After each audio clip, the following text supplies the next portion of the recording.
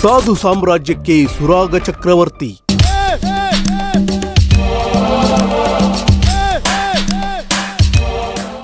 Music director, comedy actor ಜೊತೆಗೆ cinema director ಕೂಡ ಆಗಿರುವ ಸಾಧು ಕೋಕಿಲ ಈಗ ಅಕಾಡೆಮಿ ಅಧ್ಯಕ್ಷ ಕೂಡ ಹೌದು.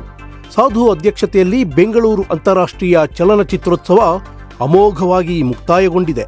ಈ ನಡುವೆ ಸಾಧು ಬಗ್ಗೆ ಅನೇಕ ಅಸಮಾಧಾನಗಳು, ಗಾಳಿ ಸುದ್ದಿಗಳು ಕೂಡ ಹರಿದಾಡ್ತಿವೆ. ಅಸಲಿಗೆ ಅಕಾಡೆಮಿಯ ಉದ್ದೇಶ, ವ್ಯಾಪ್ತಿ, ಅಳತೆಗಳೇ ಸಾಧು ಕೋಕಿಲಾಗೆ ಗೊತ್ತಿಲ್ಲ ಎನ್ನುವ ಆರೋಪ ಕೇಳಿಬರುತ್ತಿದೆ. ಈ ಸ್ಥಾನಕ್ಕೀತ ಅನ್ಫಿಟ್ ಅನ್ನೋದು ಬಹುತೇಕರ ಅಭಿಪ್ರಾಯವಾಗಿದೆ. ಅಧ್ಯಕ್ಷ ಗಾದಿ ಹಿಡಿದು ಕೂತಿರುವ ಸಾಧುಗೆ ಸರ್ಕಾರ ಕೊಟ್ಟಿರುವ ಕಾರನ್ನು ತಮ್ಮ ದೈನಂದಿನ ಚಿತ್ರೀಕರಣಕ್ಕೆ ಬಳಸಿಕೊಳ್ಳುತ್ತಿದ್ದಾರೆ ಎನ್ನುವ ಗಂಭೀರ ಆರೋಪವೂ ಕೇಳಿಬರುತ್ತಿದೆ. ಹೆಸರಿಗೆ ಸಾಧು ಅಧ್ಯಕ್ಷರಾದರೂ ಅವರ ಮಗ ಸುರಾಗ್ ಇಡೀ ಅಕಾಡೆಮಿಯ ಸೂತ್ರಧಾರನಾಗಿದ್ದಾನಂತೆ.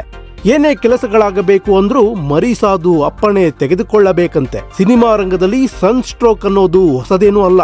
ಆದರೆ ತೀರಾ ಅಪ್ಪನ ಸಾಮ್ರಾಜ್ಯದಲ್ಲಿ ಕೂತು ಆಳ್ವಿಕೆ ನಡೆಸುತ್ತಿರುವ ಸುರಾಗ್ ವಿರುದ್ಧ ಅಪಸ್ವರಗಳು ವ್ಯಾಪಕವಾಗಿ ಕೇಳಿಬರ್ತಿವೆ. ಸಿಕ್ಕಿರುವ ಪದವಿಯನ್ನು ಯಾರೇ ಆದರೂ ದುರುಪಯೋಗ ಮಾಡಿಕೊಳ್ಳಬಾರದು, ಬೇಜವಾಬ್ದಾರಿಯುತವಾಗಿ ಬಳಸಿಕೊಳ್ಳಬಾರದು. ಸಾಧು ಕೋಕಿಲ ಈ ಕೂಡಲೇ ಎಚ್ಚೆತ್ತುಕೊಂಡು ಮಗನ ಹಾವಳಿಯನ್ನು ಕೊನೆಗಾಣಿಸಬೇಕು. ಇಲ್ಲದಿದ್ದಲ್ಲಿ ಸರ್ಕಾರದ ಮುಂದೆ ಸಾಧು ಮಹಾರಾಜರು ತಲೆ ತಗ್ಗಿಸಬೇಕಾದ ಸ್ಥಿತಿ ನಿರ್ಮಾಣವಾಗುವುದು ಗ್ಯಾರಂಟಿ.